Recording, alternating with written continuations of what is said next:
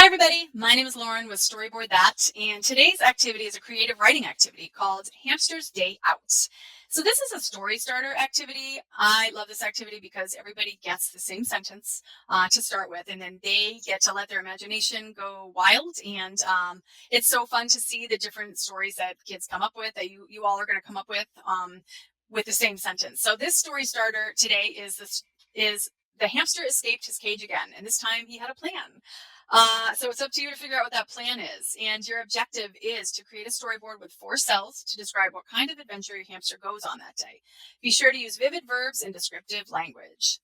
So when you open up your activity, you're all going to have a template that looks just like this. And when I go through the lesson, you're going to hear me say title box. That is these boxes up here. You do not have to do anything with these. Just leave them as they are. It's just a great way to kind of help you with your flow of your story. You're going to hear me say cell, and that's this big space in the middle where you add all of your art and dialogue. And then finally, description box, which is where you actually write your story. Okay, so let's jump on over to the Storyboard Creator, which is super fun to use. When you open up your assignment from your teacher and click start assignment, you're all going to get this exact same template. It's going to prompt you to give it a title, so be sure to do that so your teacher knows, whose work they are looking at. Okay, so let's get started. I want my story, I'm thinking, to take place in a school. So I'm going to pick a scene. We've got tons of scenes here, as you can see. So really have fun with where you want your story to take place. I'm actually going to have it be in a classroom. I'm going to drag this down. As I drag and drop, it fills the cell, which is great. I can go over here to the right and edit my scene. As you can see, all different colors to choose from. There's way more that you can do, so really have fun with it. Unfortunately, I don't have time to show you all that right now, but it's really, really easy to use. And then I'm going to jump on over to the category of characters and add a few characters. So I'm going to add a kid. We have so many different types of characters. We've got monsters, we've got actual historical people, adults, animals, etc. So let me just drag her down. And I'm going to go over to the right and edit her now. This is where I can edit her hair and her skin, her facial expressions, anything, that I want to edit about her, I can do right here. I'm going to click update pose and just move her a little bit. And then finally, I want to add my hamster. So we have a ton of items in the next category, but it's a lot easier to, you can have fun trying to find items here, but using the search bar over in the upper right corner is super easy. So I'm just going to type in hamster. I can also use the microphone to do talk to text if I want. And then I'm going to just drag my hamster down. All of our animals are so cute and fun because you can actually edit their poses. So I'm going to change this hamster to be in a cage because that's where he starts in the story, but that's not where he ends up.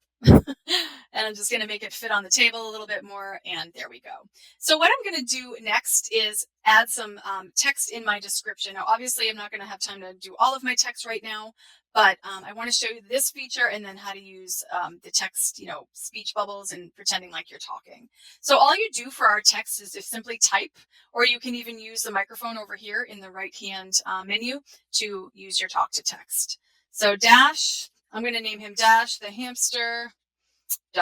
And you can change anything about the text. You can change the font, the size, color even, bold, underline, etc. So that's how you use your description box. And then finally going back up to speech bubbles is the next category. And that's where you can add your talking or thinking bubbles. So just like with the description box, you just type in your text here. Okay. And I'm going to jump on over and show you what this cell would look like when it's done, because obviously I didn't have time to go through the whole thing. As you can see here, I added, better wording. I added more people, and I changed a little bit about the scene and the characters. So for the future cells, I'm just going to show you some cute little add-ons. I've already had the cells complete, but I want to point out what I've changed. So this would be my second cell. I was able to find an animated hamster who is so cute. I just dragged her right down. I'll delete this afterwards, but super easy. I can change her color, things like that. So I'm just going to delete that. I also added a new classroom. I added more text and a couple of fun little items that might be found in a classroom. And then it looks like Dash went and escaped, helped his friend Pippa escape, and they're going to go on an adventure together. Where do they go first? In my story, they end up at the park. So you can see here that I found a park scene. I added some characters. This girl does not see them, but this one does. And they look like they took the toy and now they're zooming off on an adventure. And where are they going to end up? Finally, I'm going to show you my completed storyboard.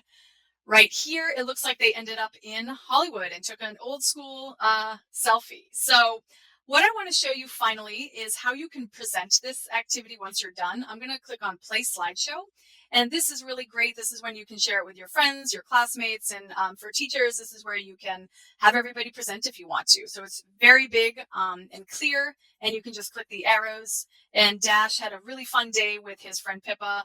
We don't know. I left it a cliffhanger. We don't know if they went back to the classroom or if they decided to just be free in Hollywood, maybe try some acting.